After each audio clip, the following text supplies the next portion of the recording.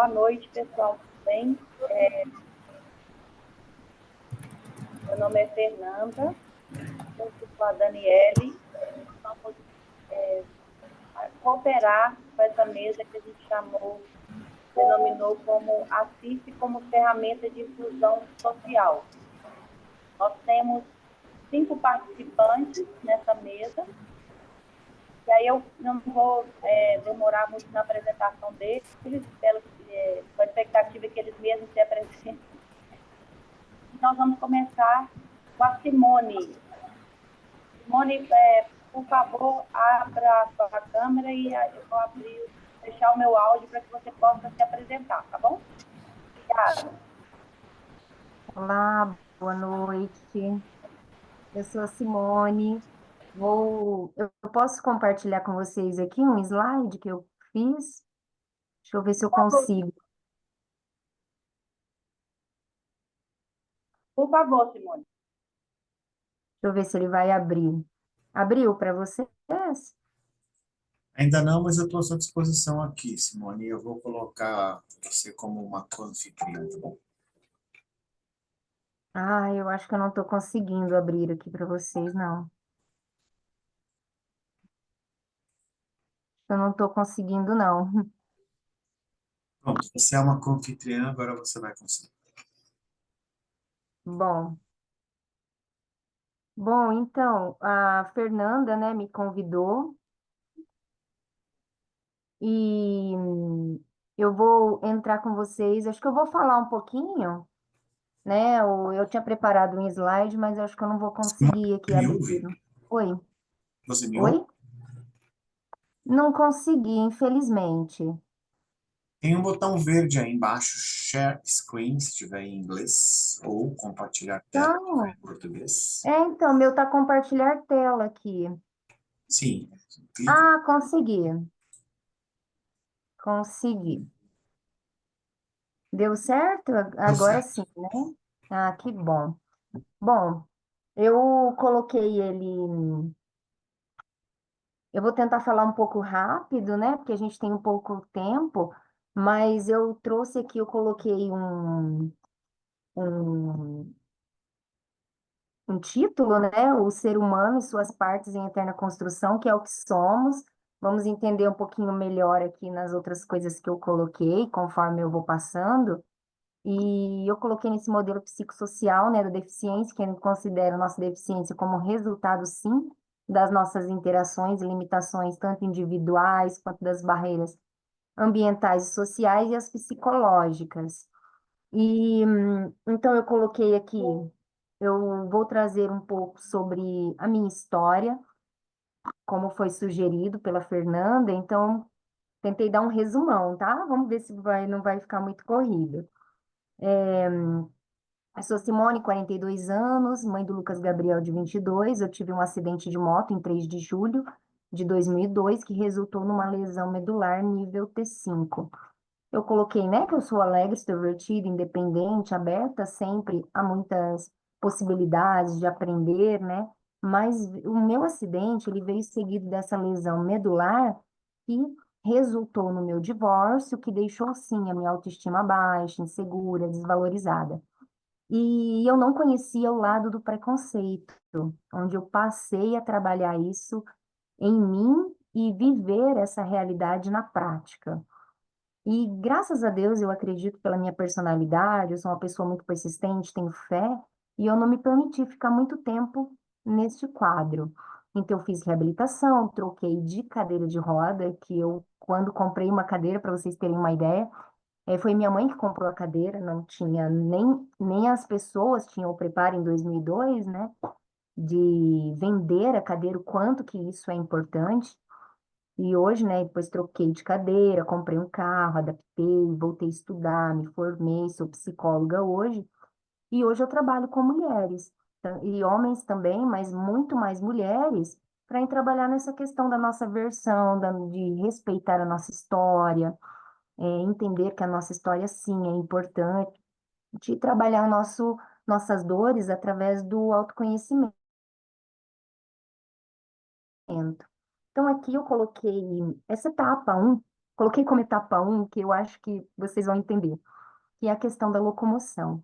E quando nós pensamos, né, no nosso psicológico, que é muito afetado, sim, quando nós nos deparamos com uma lesão medular, ou qualquer, não precisa, até a pessoa que nasceu, né, com alguma deficiência, quando nós nos deparamos com isso, geralmente a pessoa pensa, como que essa pessoa está, o psicológico? Mas no caso, por exemplo, de uma lesão medular, a gente não dá tempo de pensar sobre isso. Você precisa pensar nessa nossa funcionalidade, né? Tanto a parcial quanto a total, a gente precisa buscar como que eu vou funcionar dentro desta nova condição. Então, eu fui em busca de uma cadeira de roda boa, né? Tanto como para ela, como que ela fecha, é, como tira as rodas, o peso, tudo para que eu aprendesse a fazer isso tudo sozinha. Claro que tudo isso que eu estou falando é um resumo e tudo isso levou tempo. E, e aqui na foto de baixo, é um vídeo que eu fiz pelo Instagram, que foi onde a Fernanda conversou comigo, e até eu estava falando sobre isso, sobre o quanto, porque muitas pessoas me perguntam, como que você consegue? Eu vejo que você dirige, que você vai para um lado, vai para o outro, quem que te ajuda a montar a cadeira, desmontar? E eu faço tudo isso sozinha. Mas eu levei tempo e tudo eu fui aprendendo, né? Toda essa etapa. Então, tudo isso veio muito antes. Eu precisando, né, trabalhar tudo isso, encontrar uma boa cadeira e ressignificar tudo isso. Então, ali eu coloquei do físico ao emocional, por quê? Então, por trás de uma cadeira de roda, há uma interação do aspecto biológico, que são dores neuropáticas, bexiga e intestino neurogênico, espasmo, coisas que todos desconhecem. E às vezes alguém olha para você e fala: Nossa, que difícil você estar numa cadeira de roda, mas isso acaba sendo de menos, né? Isso a gente vai aprendendo a lidar. Mas para você chegar nesse nível, né, nessa condição que eu estou hoje, os aspectos emocionais foram muito abalados e você precisa ressignificar tudo isso. Então, passa muito por ansiedades, alguns entram em depressão, eu, graças a Deus, não tive isso. A autoestima cai lá embaixo, você precisa resgatar vulnerabilidades, muitas humilhações e crenças que você pode ir criando, né? Durante esse processo que muitas pessoas não conseguem avançar uma etapa. E os aspectos, né, sociais, que vem o preconceito, que não adianta a gente falar que não existe, que as coisas estão mudando. Sim, melhorou bastante, mas eu acredito que sempre vamos nos deparar com o preconceito, né, o capacitismo, daquelas pessoas, né, eu vou dar um exemplo de capacitismo, assim, porque muitas pessoas não conhecem ainda. Mas o capacitismo, por exemplo, é, nossa, coitadinha, numa cadeira de roda. Nossa, você casou, nossa, você tem marido, mas vocês têm relação como casal? Nossa, mas como que é a sua vida? Mas que sorte que você tem de ter encontrado alguém. Coisas assim, sabe? Então, entra essa parte do capacitismo. Infelizmente, todos escutam muito isso. E ali os aspectos ambientais, que é a grande barreira, que eu até coloquei esse exemplo aqui desta foto, né? Uma acessibilidade com rampas, que não é rampa, ruas quebradas, lugares apertados para entrar, banheiros inacessíveis e cadeiras de banhos impossíveis de tomar banho sozinha. Porque às vezes eu coloquei esse exemplo aqui, porque às vezes a pessoa olha aquela rampa e fala, tem uma rampa, mas eu consigo subir sozinha? Às vezes eu vou para um hotel, eu consigo tomar banho sozinha naquela cadeira? Não. Às vezes eu preciso sempre de ajuda de alguém, então a gente está sempre precisando do outro, sendo que muitas vezes você já dá conta, você já está no estágio que você consegue. Então isso é muito complicado. E ali eu coloquei a parte da nossa terceira etapa, né, da aceitação e a importância desse nosso posicionamento. Coloquei alguns exemplos assim, né, que nunca nós vamos encontrar respostas para tudo, e que a sua história, né, pode ser uma delas, como a minha.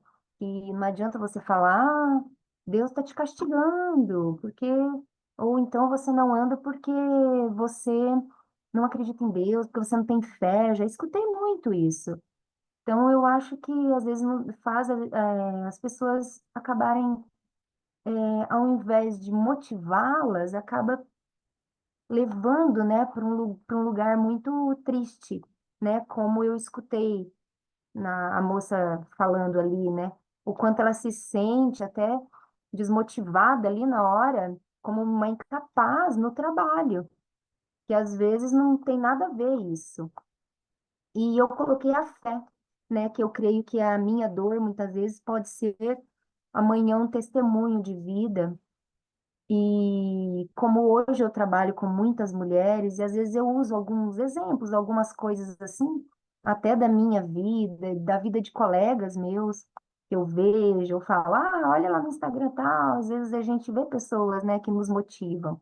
E a importância do nosso autoconhecimento, a gente aceitar, né, e entender o que eu aceito, o que eu não aceito, é sempre a gente saber se posicionar, saber a hora de dizer não, saber a hora de se posicionar quando você vai comprar uma cadeira, entender que você não é uma coitada que está numa cadeira de roda, que a cadeira de roda ela nos liberta, ela nos traz a libertação e não a prisão.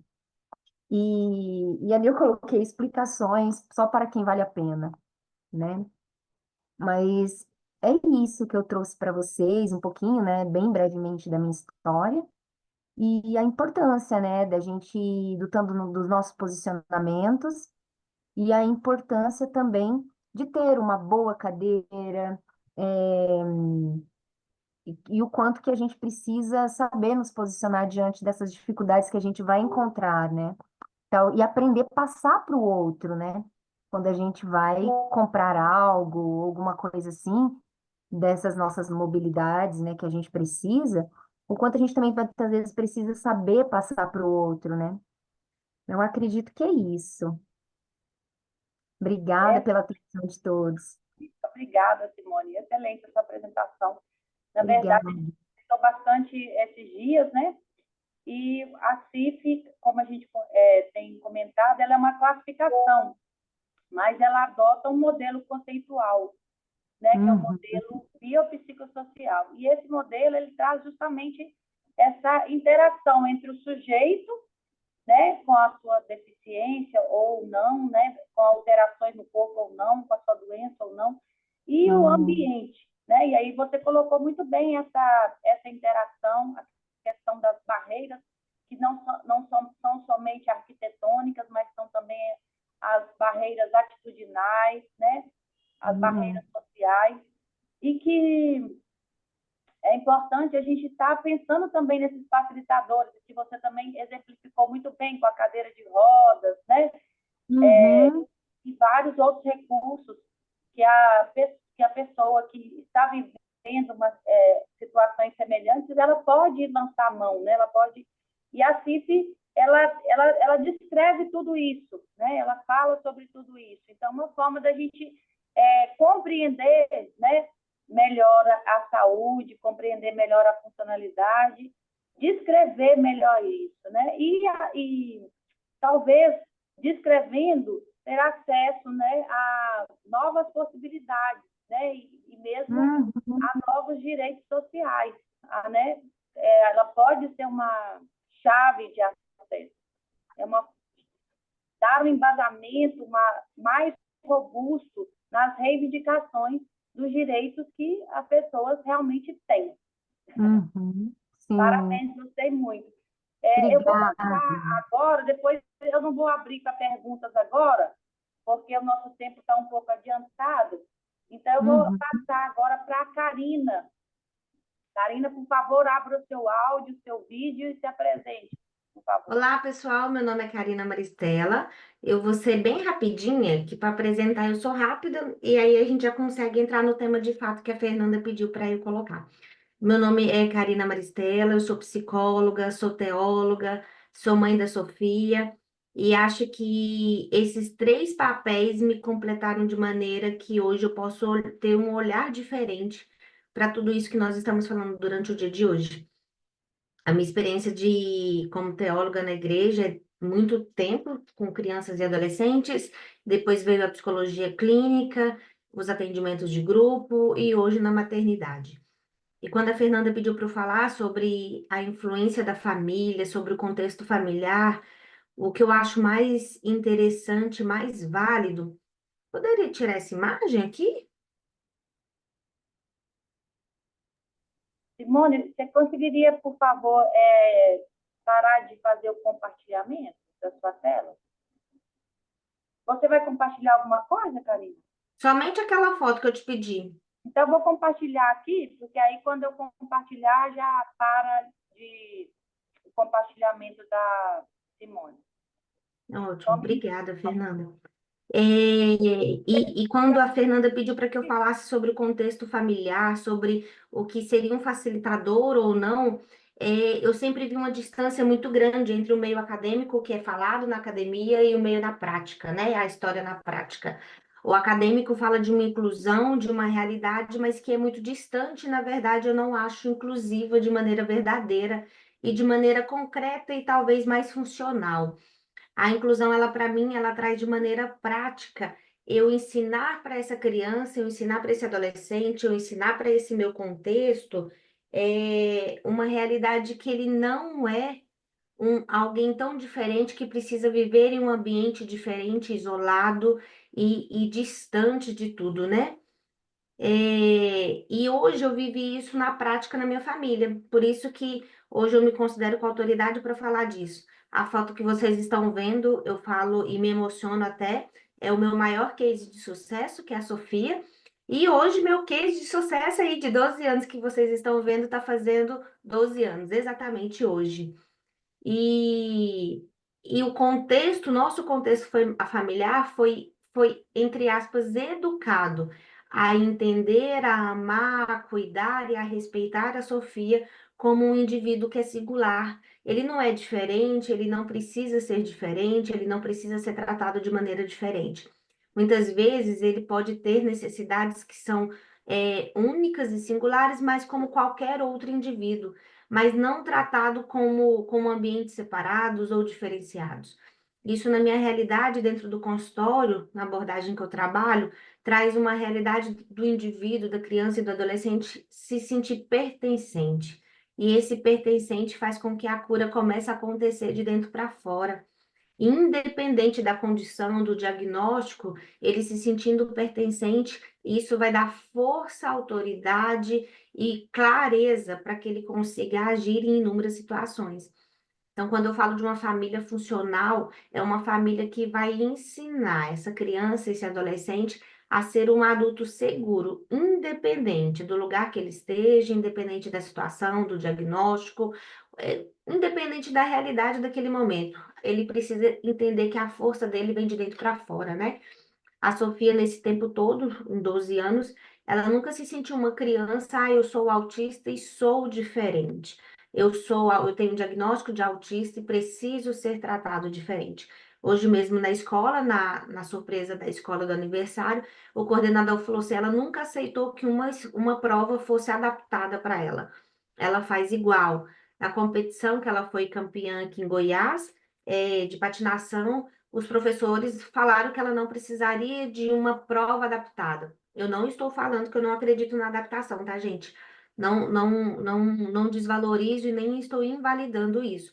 Mas existem casos e casos, e eu acredito que cada caso precisa ser olhado com carinho, com atenção, com um olhar singular mesmo. A palavra que eu uso muito é singularidade, para que eu entenda esse indivíduo como um ser que precisa ser incluído na minha sociedade, na minha realidade, no meu núcleo familiar, de maneira única. Como o outro precisa ser olhado com singularidade, a criança e o adolescente também precisa. E viver essa realidade com a Sofia me trouxe inúmeros benefícios. Me trouxe uma criança que, independente do diagnóstico que foi dado, ela mesma não se sente uma pessoa diferente, melhor ou pior, ou validada demais ou invalidada. A gente não sente essa diferença, a gente não sente um contexto diferente. E eu quis deixar a foto para vocês porque hoje ela é o que me traz como de tudo que eu já estudei, de tudo que eu já pesquisei, de tudo que eu já fiz parte, mas ela é a minha história que me traz autoridade para isso. Obrigada, Fernanda. Parabéns, parabéns, Karina. Muito boa sua apresentação. A gente conversou também bastante, né? A gente estava falando sobre essa questão dos fatores ambientais, né? E dentro desses fatores ambientais, entra muito a questão das atitudes, né? E as atitudes das pessoas em volta, inclusive a família próxima e alargada, ela pode ser tanto funcionar como uma barreira, como um facilitador ambiental. E aí a gente colocou aqui muito o seu exemplo como uma forma de mostrar, né, o quanto a família pode ser um facilitador, né? E a Sim. gente vê muito, né, refletindo na funcionalidade da Sofia. Parabéns, né? E obrigada por aceitar o nosso convite. Obrigada, eu que agradeço. Eu vou chamar agora, então, rapidamente a Flávia. Aí peço que ela se apresente e compartilhe a tela dela, se ela tiver interesse nisso, tá bom? Obrigada. Oi, Fernanda. Oi para todos. Estão me ouvindo? Sim, Flávia. Ah, que ótimo. Então vamos lá. Primeiramente, eu agradeço o convite, é um prazer enorme estar com vocês. Vocês sabem como a Anfibro apoia, né, a CIF e a importância da CIF para nós, fibromiálgicos. Então, me apresentando, eu sou a Flávia Mesquita, presidente da Associação Nacional de Fibromiálgicos e Doenças Correlacionadas, que é a Anfibro. E a Anfibro, para vocês entenderem um pouquinho como ela nasceu, né? Ela nasceu no Rio Grande do Sul, a Anfibro, eu quero deixar aqui toda a minha solidariedade para o Rio Grande do Sul, nossos amigos gaúchos, que nós temos até bastante voluntários ainda lá no Rio Grande do Sul. E nasceu lá com a intenção de lutar pelos direitos dos fibromiálgicos, principalmente na questão de políticas públicas, né? Então, eu vou tentar explicar um pouquinho aqui sobre a importância da CIF, essa ferramenta, como inclusão social, no sentido de realmente acesso a direitos sociais, né? Então, a gente sabe que a CIF, ela é uma ferramenta que complementa a CID, e uma não substitui a outra, né? Então, ela veio para classificar a situação das pessoas de uma forma mais complexa do que simplesmente dar uma nomenclatura, né? Por exemplo, eu tenho a fibromialgia e é um diagnóstico, né? É uma nomenclatura. Para vocês entenderem o que é a fibromialgia e eu continuar falando sobre isso, a fibromialgia ela é um problema no sistema nervoso central, uma desregulação no sistema nervoso central, onde nós não temos nada visível, né? A nossa doença ela não é visível. Então, nós sofremos muito estigma social, muito. Porque quem olha para a gente, nós estamos bem, nós não temos nada para a pessoa mensurar a nossa dor, mensurar os nossos problemas, né, diários. E ela traz problemas diários por quê? Porque é uma doença muito complexa, nós temos vários fatores que desencadeiam a fibromialgia e vários sintomas, ela é de múltiplos sintomas, então, fadiga, dor constante 24 horas por dia, distúrbio do sono, distúrbio cognitivo e por aí vai. São diversos sintomas, né? Só que cada um sente de forma diferenciada, né? E existem graus e sintomas diferentes, né? O que eu sinto, os meus sintomas são diferentes de uma outra pessoa fibromiálgica. E o grau de intensidade é diferente de outra pessoa, né? O meu grau é diferente de outra pessoa. Então, e além de tudo, não existe um biomarcador. Então, a gente não tem um exame para diagnosticar a fibromialgia, é totalmente clínico, né? Então, realmente, para vocês entenderem a complexidade dessa doença, né? Então, quando eu falo que eu tenho a fibromialgia, eu tenho um diagnóstico. Mas ninguém consegue descrever só por um diagnóstico, uma nomenclatura, qual é o meu nível de participação na sociedade, né? Não vai descrever minhas alterações funcionais e estruturais, não vai descrever minhas barreiras ou facilitadores, né? E já está bem claro na literatura que a fibromialgia, então, como eu falei, ela tem múltiplos sintomas, ela tem intensidades diferentes, não tem o biomarcador, então, só o diagnóstico, padronizar um tratamento, também não vai melhorar a nossa qualidade de vida, porque não tem como padronizar algo tão complexo. E aí é que entra a importância da CIF como ferramenta de inclusão social, né, no sentido, principalmente, de acesso aos direitos. Então, assim como não podemos padronizar um tratamento, a gente também não pode padronizar benefícios, né? Cada um sente de forma diferente, barreiras diferentes, graus diferentes, restrições diferentes, né?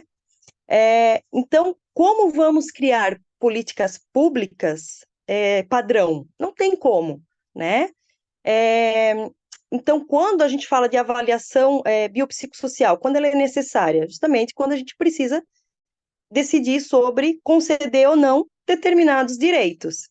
E aí a Anfibro entendeu isso muito bem e foi além, né? Junto com a CIF Brasil, criou lá em 2020, na época ainda com o fundador, né, o nosso querido Dani, que faleceu na Covid, Daniel Lenz, criou um PL, que é o Projeto de Lei de Saúde Funcional baseado na CIF.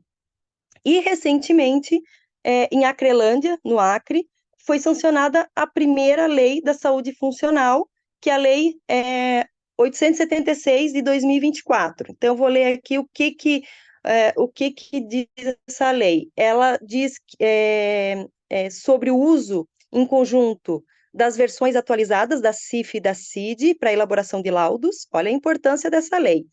Diz que todos os direitos sociais que necessitem de avaliação do estado da saúde da pessoa deverão ser concedidos mediante avaliação biopsicossocial, multiprofissional e interdisciplinar.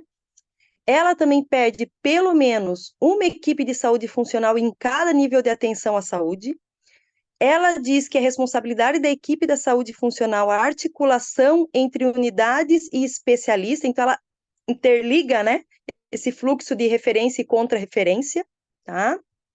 Então, para nós, fibromiálgicos, é muito importante essa ferramenta estar inserida no sistema público de saúde, porque só assim que nós vamos poder lutar de forma justa, né, pelos nossos direitos, somente com essa ferramenta. Então, eu ressalto aqui a importância dessa ferramenta e eu tenho certeza que não é só para fibromialgia, mas eu estou dando esse exemplo, né, dentro do nosso meio, né, da fibromialgia, para vocês verem como uma doença tão complexa, ela necessita de uma ferramenta como a CIF, para trazer mais dignidade para a gente. É isso que eu tenho para falar, espero ter contribuído aí um pouquinho com vocês.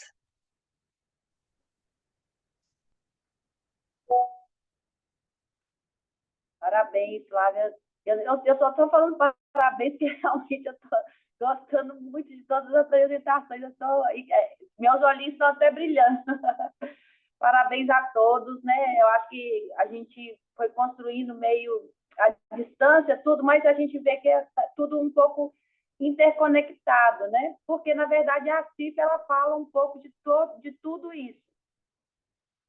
Eu não sei se vocês tiveram a oportunidade de assistir a minha apresentação, mas eu falei que a pessoa, quando ela se apropria do conhecimento da CIF, né, a pessoa, usuário de saúde, paciente, ela tem o conhecimento dela se amplia sobre a sua própria saúde, e isso vai sair um pouco da visão que ela tem do corpo, e ela vai começar a ver as questões sociais, as questões ambientais, e isso vai incluir também os seus direitos sociais, né? E é claro que a CIF ela começa a se apresentar dessa forma, como você falou mesmo, como uma ferramenta, né, para permitir que a pessoa descreva, né, e é claro que ela vai precisar, junto de uma equipe profissional, de médicos, fisioterapeutas, né, e às vezes até da equipe de advogados e tudo, para ajudá-la nesse processo, mas a CIP é a ferramenta que vai estar trazendo essa comunicação igual, essa linguagem comum entre os profissionais, entre o paciente, e apresentando isso de uma forma clara, né? Para que a pessoa consiga reivindicar e ter sucesso nos seus argumentos, né? E sucesso nas suas iniciativas para obter os seus direitos. Então, muito obrigada por compartilhar com a gente. Eu não vou demorar muito, gostaria de demorar com cada um de vocês bastante, mas não posso.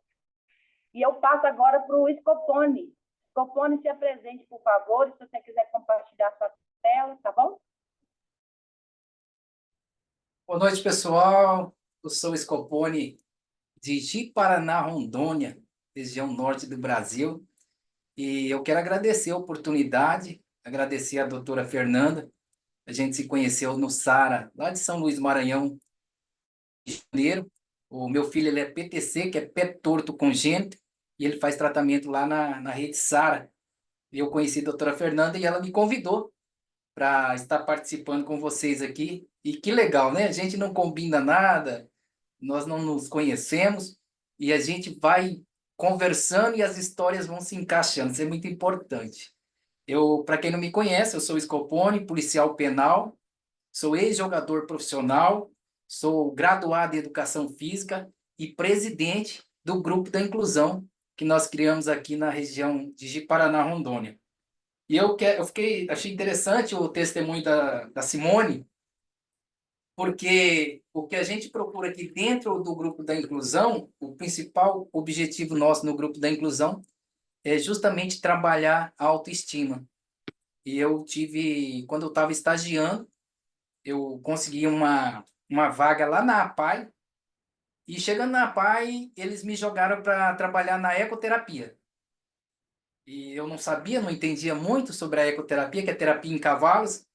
E o que eu percebi nessa ecoterapia? O que a Simone disse, pessoas depressivas, né, autoestima lá embaixo, tanto a criança como também a mãe.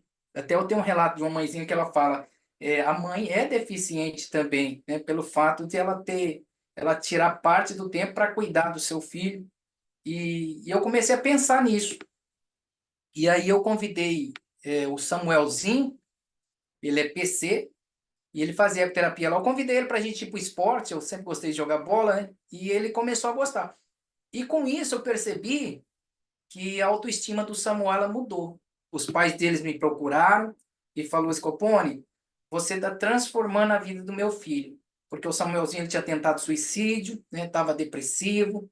E a partir de um gesto que a gente teve, um gesto simples, de um simples convite que eu fiz para ele, como convidar qualquer um outro amigo para ir para o futebol, e ele foi, gostou. E aí eu tive a ideia de fazer algo a mais, que eu vi que era importante a gente trabalhar a autoestima, igual disse a Simone.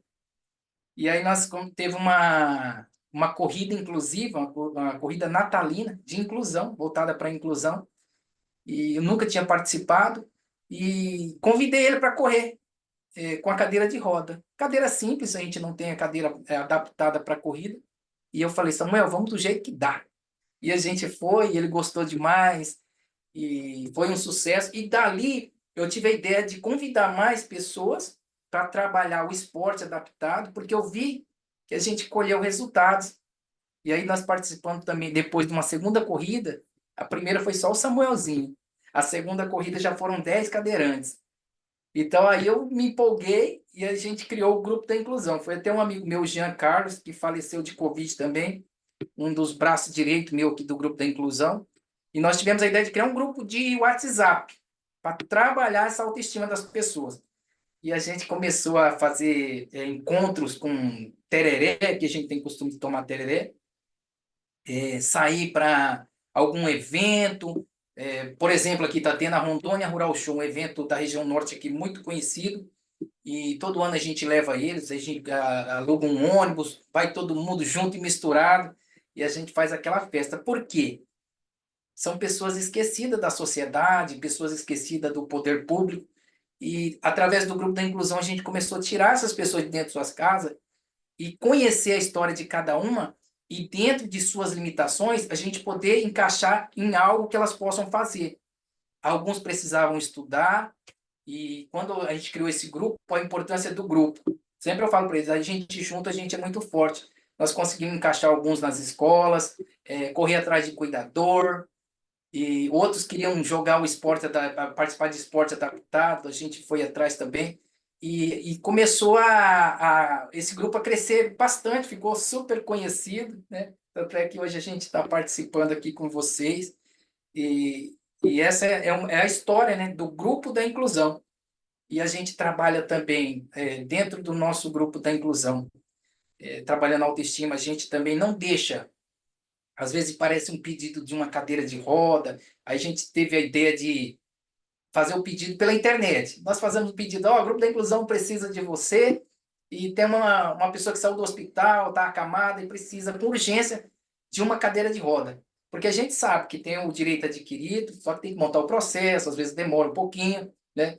Então a gente teve essa ideia de fazer um pedido pela internet aqui na nossa cidade, e foi um sucesso. Questão de segundos a gente consegue ajudar as pessoas aqui. Teve uma ideia que eu tive também no Covid. Você vê, nós precisamos tantas pessoas, e eu tive a ideia, falei, por que a gente não vai aos mercados fazer pedido de alimentos, para a gente montar cestas básicas para ajudar as pessoas que estão passando por esse momento difícil, que era o Covid. E é um fato que eu gosto sempre de frisar, porque em menos de 15 dias nós conseguimos, na frente do mercado, o grupo da inclusão lá com todas as suas limitações, nós conseguimos mais de 150 cestas básicas para ajudar aquelas pessoas. Você vê, o grupo da inclusão que tanto precisa, estava ajudando as pessoas. Então, a autoestima, e eles ficam super animados. Eu tenho um exemplo aqui também do Guilherme. Então, a galera está filmando aqui. O Guilherme, ele é PC também. E o Guilherme, o Samuel, eu falei lá atrás, ele tentou uma vez suicídio, o Guilherme tentou 2 vezes. Ele não conseguiu porque a limitação dele, graças a Deus, né? Chegaram a tempo e não conseguiu. E o Guilherme, ele tem dificuldade na fala. E hoje, o Guilherme, ele é palestrante comigo. Nós fazemos palestra sobre inclusão e motivação, nossa palestra. Então, a gente conseguiu tirar uma pessoa do suicídio, da tentativa de suicídio, e hoje ela faz palestra motivacional. E ele estuda, o sonho dele era estudar, a gente conseguiu uma vaga para ele estudar, ele está estudando no supletivo, e está uma bênção de Deus. É um dos meninos que mais me ajuda, mais me motiva a sempre estar caminhando nessa luta da inclusão, né, que a gente sabe que não é fácil. E o que a gente busca? Não somos coitadinhos, né? Existe a LBI, que é a Lei Brasileira de Inclusão, mas a gente sabe também, eu que estou no dia a dia da inclusão aqui, a prática ela acontece muito pouco. Ainda falta muito respeito com a inclusão, né? Simone destacou muito bem ali as dificuldades que ela passa no dia a dia, uma calçada mal feita, não tem acessibilidade, não tem o respeito, e isso é a luta, é um deserto que a gente precisa passar, e eu falo para eles, olha, fácil não é para ninguém, só que a gente precisa deixar de ser coitadinho e ir para a luta. Uma coisa que eu cobro também é não ao vitimismo, né? Não é porque você está numa cadeira, não é porque você tem uma limitação que você vai usar aquilo para se beneficiar. Então, eu cobro muito isso também. Como policial penal, eu sou bem rígido com eles.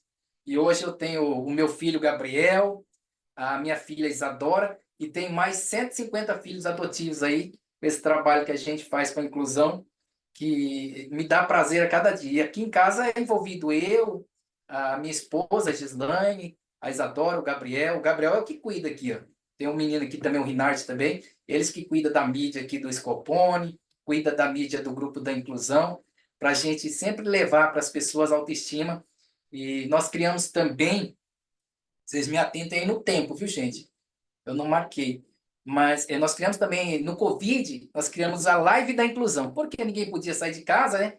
E eu falei, poxa, a gente tem que fazer alguma coisa. E com a live da inclusão, qual que era o objetivo? Nós fazemos quase que um trabalho psicológico. Toda semana a gente faz a live. E aí a gente reveza. Toda semana vem um diferente. Vem autista, vem síndrome de Down, vem PC, vem osso de vidro e tantos outros. Então, e eles se sentem bem, porque isso aqui é uma autoestima para eles. A gente até brinca assim, eles se sentem como se estivesse apresentando o Jornal Nacional, porque é uma coisa simples, né? Mas para eles é muito importante. Então, eu tenho como um trabalho psicológico semanal, fazendo esse rodízio, que não dá para trazer todos, né? O espaço é pequeno, e a gente faz isso aí com muito carinho, com muito amor. E o nosso objetivo é expandir o grupo, né, para que mais pessoas conheçam, para que possam alertar mais pessoas. A minha experiência lá atrás, que nem o Gabriel, que é PTC, Petórtico Congênito, há 20 anos atrás, hoje está com 21 anos, a minha luta, que não seja em vão, que eu possa passar para essas pessoas a experiência que eu tive lá atrás, né, com todas as lutas, com todas as dificuldades, que eu possa trazer para eles, para esses marinheiros que eu falo, né, de primeira viagem, que está entrando nesse mundo da inclusão agora, que a nossa experiência possa fazer valer. É isso aí, gente. Eu estou sendo bem breve. Geralmente, as minhas palestras de 45 a 1 hora, mas eu estou resumindo para vocês e eu espero ter ajudado vocês aí e quero que vocês conheçam o grupo da inclusão. Facebook é o grupo da inclusão, temos no Instagram. Vocês conhecerem um pouquinho melhor, lá tem vídeos motivacionais, é bem legal. E a gente está lutando por aqui porque a gente quer respeito. Muito bem, Scopone. Muito obrigada por aceitar o convite, por compartilhar toda essa história que é linda para conosco, né? Na CIF, as associações, né, as organizações, elas são classificadas ainda dentro de fatores ambientais, né? Então, esse modelo biopsicossocial, ele considera que as pessoas, né, se reunirem, se agruparem em associações, essa associação, ela contribui para a melhora da funcionalidade. É o que essa é a sua história que você está compartilhando com a gente. E essa mesa que a gente criou também tem essa finalidade.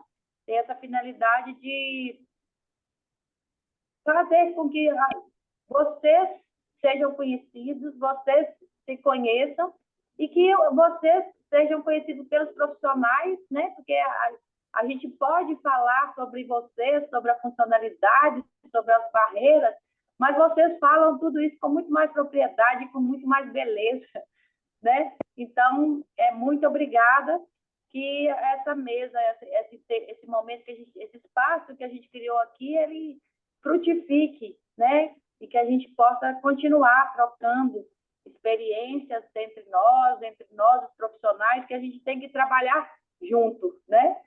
E a CIF pode ajudar nesse diálogo entre nós. Tá bom? Muito obrigada. E eu passo agora para o nosso último palestrante, que é o Ricardo. Ricardo, por favor, se apresente. E se você quiser compartilhar sua tela, tá bom? Olá, boa noite, estão me ouvindo? Boa noite. Bom, meu nome é Ricardo Chipunzacai. Não dá para ver aqui, mas sou cadeirante, né? Sou usuário de cadeira de rodas. Eu levei um tiro num sequestro Ricardo, relâmpago. está um pouco baixa a sua apresentação. Será que teria como aumentar um pouquinho o volume? Pelo menos aqui para mim está um pouco baixo. Não sei se para as outras pessoas. Bom, aqui acho que deve ser o. Deixa eu ver se eu tiro.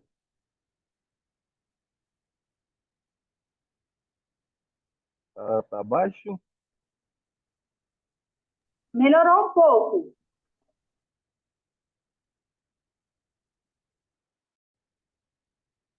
Ainda dá para ouvir? Dá para ouvir? Tá baixo? Não, está dando para ouvir. Está dando para ouvir agora sim. Tá. Meu nome é Ricardo Chipunzacai, né? Eu sou um cadeirante, levei um tiro no sequestro relâmpago em 2001, certo? Muitas pessoas me conhecem pelo trabalho que eu fiz, ainda faço, né, em relação ao turismo, mas eu ampliei isso e eu trabalho agora para acessibilidade, inclusão, de uma forma mais ampla, né? Eu dou consultoria, cursos, palestras, aulas, treinamentos. Eu vou compartilhar uma uma apresentação aí com vocês, para dando para ver. Então, deixa eu voltar ali na primeira.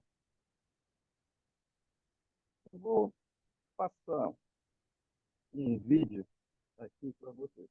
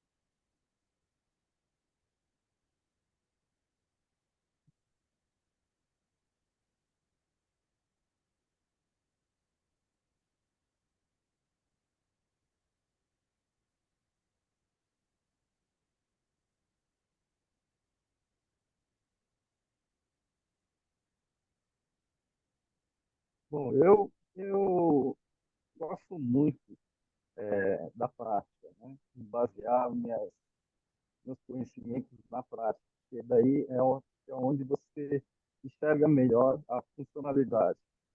E aqui eu quero trazer um exemplo, que é o esporte, que acho que é onde... Ricardo, seu áudio está bem baixinho. Bom, eu vou... Obrigado, isso que eu ia pedir. O áudio está baixo, realmente. Parece, eu não sei se tem alguma bateria ou pilha, mas ele falha. Então, deixa eu ver aqui um momento. Pode ser, quando eu uso o fone fica assim, talvez seja. Eu vou tentar O tirar fone o dele é sem. fone. Peraí.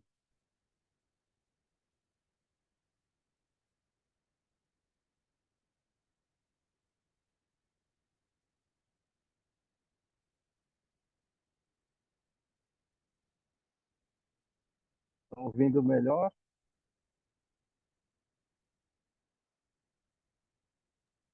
Para mim continua baixinho também, mas pode continuar. Bom, mas se vocês não vão Ah, me mas agora melhorou. Melhorou, melhorou. Agora ouvir, melhorou muito.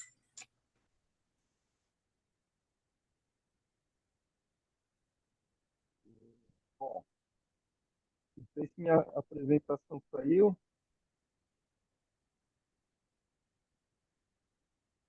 Deixa eu...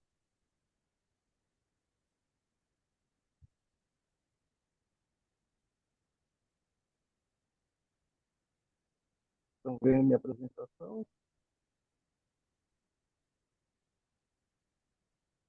Você está perguntando se está aparecendo, Ricardo? isso. Tá aparecendo, só que não está no modo apresentação. Estão vendo agora? Sim, excelente. Certo. Então, eu trago aqui um exemplo do esporte.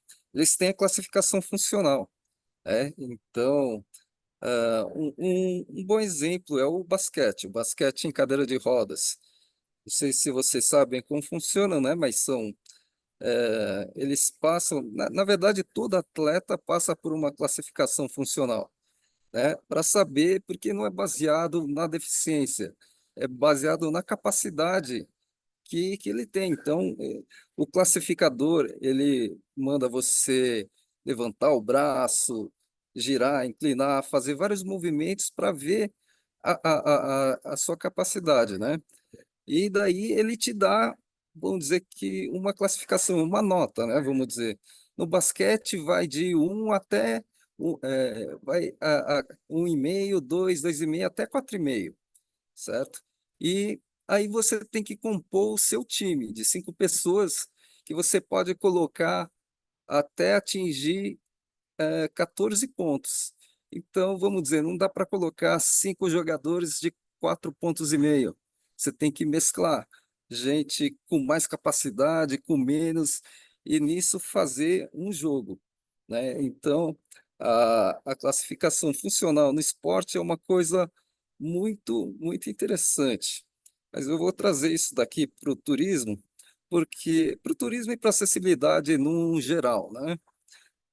O turismo de aventura também é uma coisa muito, muito interessante. Isso daqui é um exemplo, uma tirolesa, né, que foi adaptada para pessoas com deficiência, porque a tirolesa comum, ela é uma cadeirinha de cintas, cordas, e ali uma pessoa com tetraplegia, por exemplo, ficava de ponta cabeça. Então, nessa foto da esquerda, eles criaram uma tirolesa com uma cadeirinha, né? É uma cadeirinha em que você vai sentado, você não precisa ficar segurando, ele tem cintas de segurança, então até um tetraplégico consegue ir, certo? Até o dia em que uma pessoa, em que a deficiência dela não permitia dela ficar sentada, ela só conseguia ficar deitada, e ela não conseguiu ir nessa tirolesa. Então o pessoal pensou, pensou, e daí criou eh, esse modelo na foto da direita, que é a tirolesa voadora, em que a pessoa vai deitada, né? Isso é interessante porque foi pensado para a pessoa com deficiência, mas isso é interessante para qualquer pessoa. Sabe que esse modelo de cadeirinha da esquerda, né?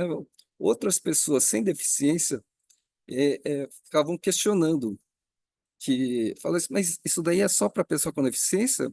Eu não posso ir também? Me parece mais confortável, mais seguro, né? Tanto que o lugar teve que fazer mais cadeiras desse tipo para atender ao público sem deficiência.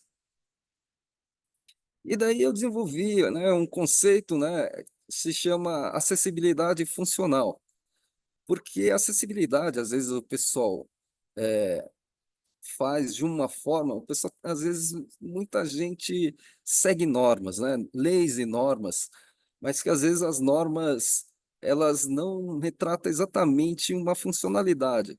Até porque as leis e normas, às vezes, não são feitas por pessoas com deficiência, e as pessoas com deficiência nem são consultadas. Então, acabam saindo uma coisa com muitas falhas. Se você vê essa foto, isso daqui é a Cinemateca Brasileira, que fica em São Paulo. Isso daqui é a entrada dela. Ela tem uma escada, né, de 4, 5 degraus, e tem uma plataforma. De acordo com a norma, poderia ser considerado um, um lugar acessível. Só que essa plataforma, ela funciona somente com um funcionário tem que destravar ela com uma chave. E onde fica esse funcionário? Ele fica lá dentro. E aqui fora não tem como você chamar ele. Então você tem que pedir para alguém entrar lá dentro para chamar o funcionário para vir destravar essa plataforma. E vocês podem ver que e tem espaço suficiente para você fazer uma rampa. Então, quem projetou isso não pensa em funcionalidade. Até também uma rampa daria muito mais autonomia a pessoa com deficiência seria muito mais barato, né, do que ficar, porque a plataforma ela precisa de manutenção e tudo mais. Então, é uma acessibilidade que não funciona, né? Vamos dizer, na prática não funciona. Está de acordo com a norma, mas não funciona. Mas você tem outras questões. A informação é uma coisa que eu tenho falado bastante, porque há muitos lugares acessíveis, só que muitos lugares são desconhecidos por falta de informação. Então, por exemplo, você tem hotéis aí que têm acessibilidade, mas quando você entra no site, você não vê é, o- uma informação de que os quartos são acessíveis. E tem muitos lugares, né? Uma outra vez, por exemplo, eu fui, uma colega audiodescritora foi me chamar ali para ver uma exposição que ela tinha colocado a audiodescrição num Sesc aqui de São Paulo. Era muito, muito legal. Só que acontecia isso, não tinha a informação no site ali do Sesc que essa a exposição tinha audiodescrição. Então, como é que o cego vai saber que existe uma exposição com audiodescrição? Só se ele for lá e ver sem querer, porque ele não consegue fazer essa pesquisa prévia porque não tem a informação. Aqui nessa foto, uma igreja, uma escadaria, mas você tem um símbolo ali informando que tem um acesso ali do lado esquerdo, né? Então, a gente tem o Teatro Municipal de São Paulo, ele também é uma escadaria enorme, mas ele tem uma plataforma no lado esquerdo ali, atrás de uma porta ali. Só que não tem sinalização, só que não tem essa informação no site, só que não tem informação em lugar nenhum. Então, um turista, por exemplo, chegou ali, em frente ao Teatro Municipal, ele só vê a escadaria, ele pega e vai embora, né? Porque não tem uma informação. Então, a informação é uma coisa que precisa ser melhor trabalhada. A gente aproveitar, às vezes o mais difícil já foi feito, que é colocar uma plataforma, alguma coisa. Agora o pessoal negligencia muito a informação. Um outro negócio que ah, eu vejo como falha de uma funcionalidade, vamos dizer assim, é que o pessoal pensa acessibilidade para uma pessoa. Um bom exemplo é o transporte, por exemplo, os ônibus urbanos, ali só cabe uma cadeira de rodas, né? Só que eu tenho vários colegas cadeirantes, e eu quero passear, então não precisa ser muito, não, basta uma pessoa, eu e mais um outro cadeirante, são dois cadeirantes. Como é que a gente vai pegar o ônibus para ir no museu? Não dá, a gente não consegue, a gente não pode. Ele vai ter que ir em um e depois eu vou ter que ir em outro, a gente vai gastar um grande tempo, uma logística. Essa foto é um ônibus turístico lá da Alemanha. Isso daí, eles conseguem colocar até 12 cadeirantes, certo? Eles retiram, as poltronas são móveis, então elas são travadas no chão com segurança, mas se você precisar, você tira e coloca os cadeirantes ali, eles são fixados ali, a cadeira no chão com segurança e tudo mais. Isso daqui não existe no Brasil porque a figura da pessoa com deficiência, às vezes, é ele viajando com a família, com um monte de gente cuidando dele, mas ele é um único. Agora, e os grupos? Como falei, às vezes não precisa nem ser um grupo enorme, você e mais um. Tem amigos aí, cadeirantes ou pessoas com deficiência que namoram entre si. E como é que o casal vai para os lugares? Então, às vezes a acessibilidade funciona só para um, não funciona para mais de um. E uma outra coisa, eu chamo aqui de acessibilidade permanente e trago o exemplo das praias acessíveis.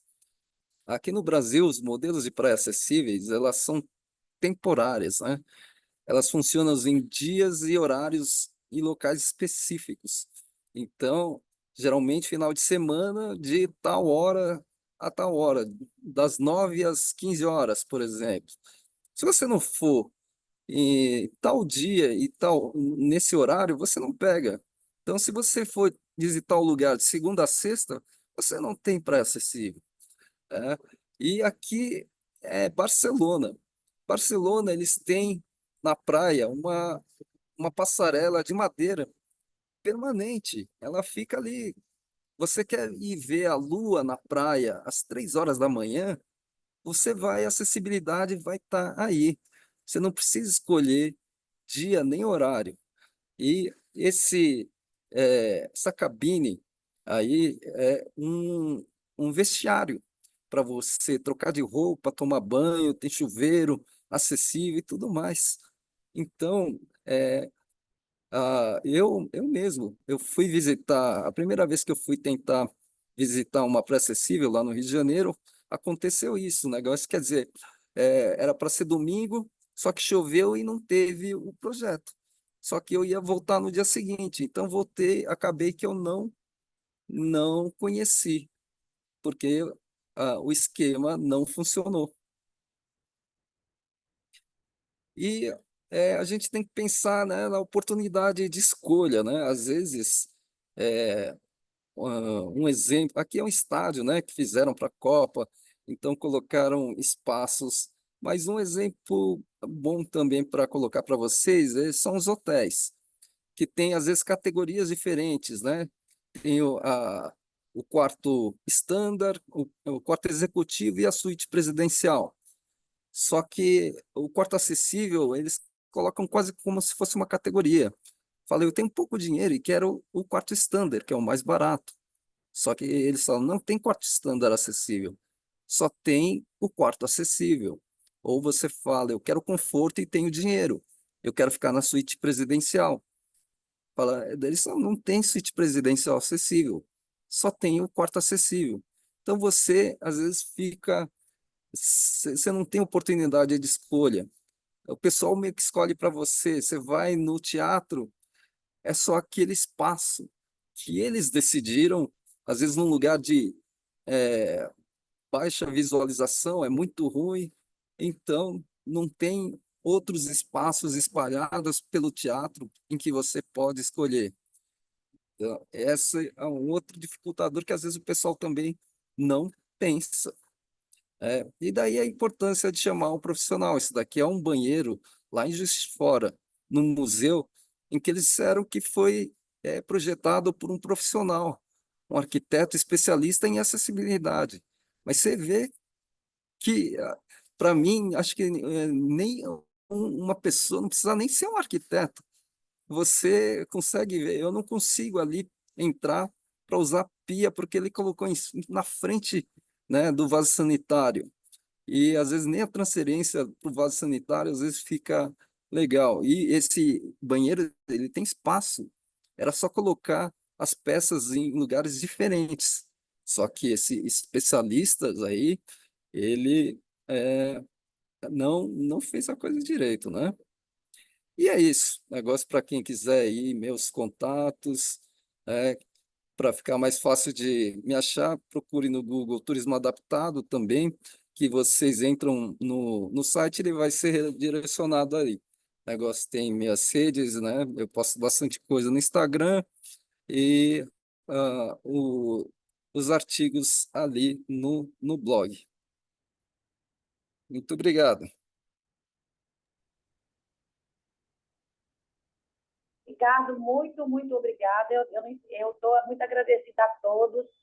Foi muito interessante a sua exposição, né? Eu acho sempre interessante, e eu falei um pouco sobre isso, a gente trazer o paciente, a pessoa que vive com incapacidade, para a gente entender a perspectiva dela, né? A CIF é uma forma de ajudar nesse diálogo, mas o paciente, né, quando ele é ativo, né, e essa nossa vontade é que ele seja ativo dentro do seu processo de tratamento, ele é esse exemplo que vocês nos dão.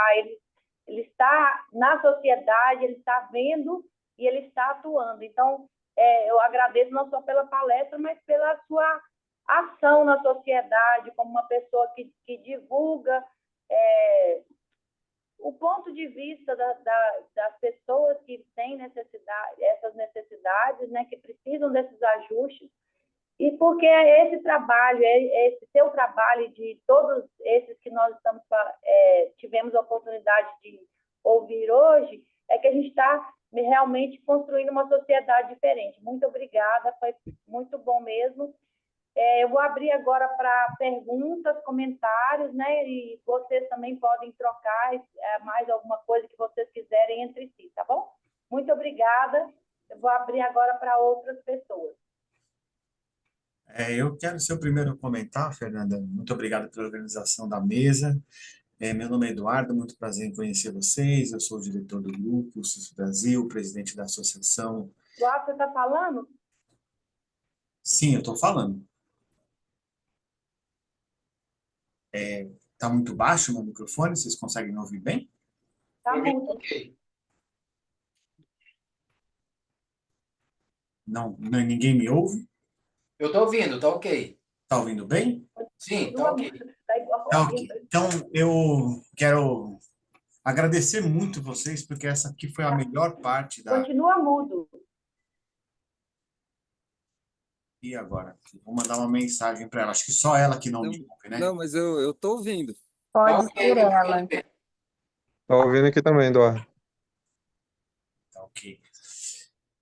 Como eu estava dizendo, é a melhor parte, né? Porque a gente tinha que inverter, colocar os doutores para ouvirem e as pessoas para falarem, né? Essa inversão é necessária, a gente só abriu essa mesa, mas a gente podia ter um tempo muito maior para que vocês pudessem compartilhar aquilo que vocês têm a compartilhar. Muito obrigado.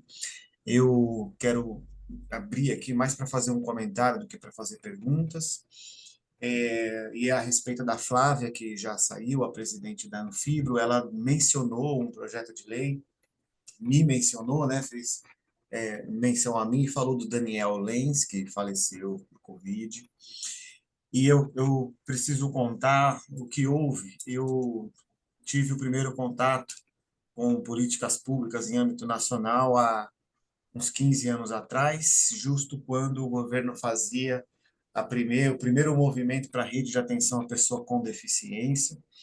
Aquela rede de atenção, ela foi criada junto com a política de saúde funcional, eu fazia parte dessa equipe da política de saúde funcional, e essa rede, assim, infelizmente, a nossa equipe foi vencida, porque nós éramos contrários à existência da rede, e a explicação é que a rede influenciou a criação de vários centros especializados, só que esses centros especializados, embora pudessem oferecer no local um grande serviço, os recursos financeiros gerados e distribuídos para as prefeituras iam apenas para o centro especializado. Significa que muitas cidades conseguiam adaptações, cadeiras de rodas, tecnologias, órteses, próteses, tudo mais, atendimento, mas todo o resto da cidade não era adaptado, ou seja, a pessoa podia ter uma cadeira de rodas motorizada e adaptada, mas ele não tinha nem calçadas para andar,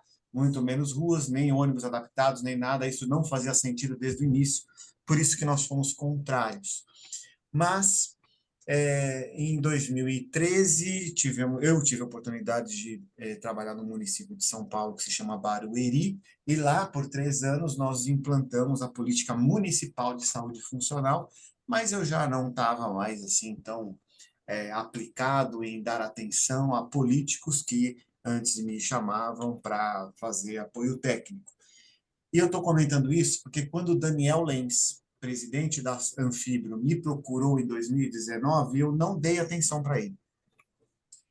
Nenhuma atenção. Nenhuma atenção é um exagero, porque eu mandei para ele o que ele pediu, tudo que eu tinha da política de saúde funcional, afinal estava tudo parado, nada tinha andado, o governo insistindo na rede de atenção à pessoa com deficiência, e essa rede, como eu digo, ela se resume a distribuir recursos financeiros, 400 mil, 200 mil por mês, mais a construção do centro especializado, mas focado só no centro especializado, quer dizer, aquilo que realmente importa não era feito. Eu me refiro a mudanças arquitetônicas, ou seja, a vida da pessoa não era olhada, era como se fosse consertar as pessoas como mecânicos, como se as pessoas fossem carros, mas sem olhar para o ambiente, sem adaptar nada. E aí, quando o Daniel me procurou, dizendo que tinha um projeto de lei, e a única coisa que eu fiz foi encaminhar para ele toda a documentação que eu tinha, tudo que o grupo havia produzido, toda a política e tudo mais. Ele falou comigo outras vezes ao longo de 2020, até que ele disse que ia fazer um projeto de lei, que ia seguir não só para defender os direitos das pessoas com fibromialgia, mas todas as pessoas que vivem com doenças crônicas. E tentou falar comigo algumas vezes, né, a respeito, mas de fato eu não dei muita atenção, até que ele não falou mais, sumiu.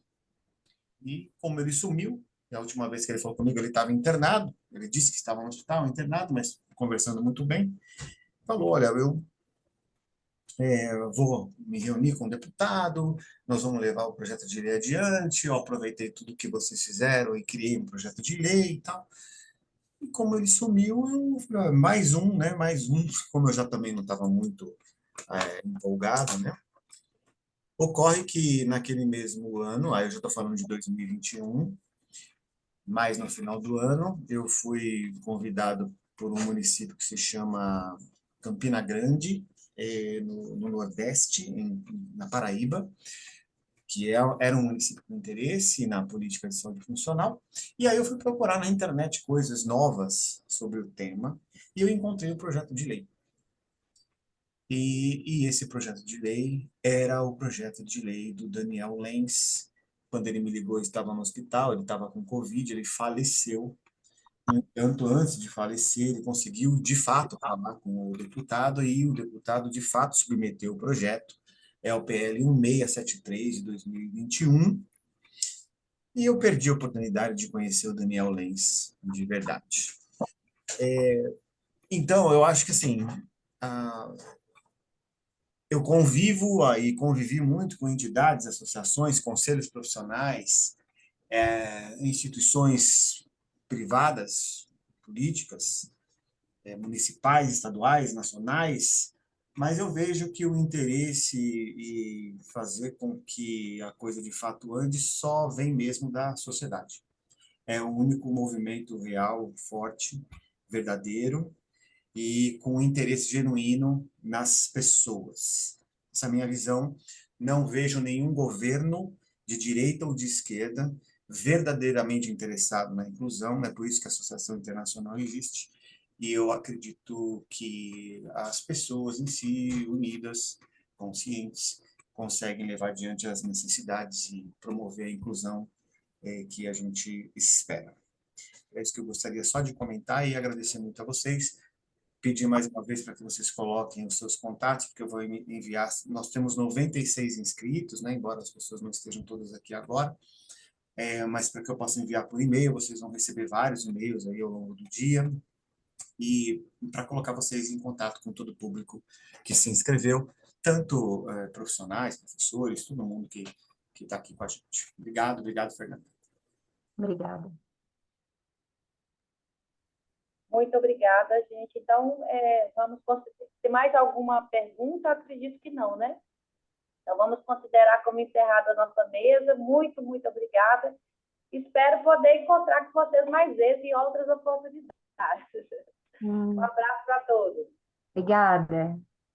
Tchau. Obrigado, tchau, tchau. Boa noite. Tchau. Boa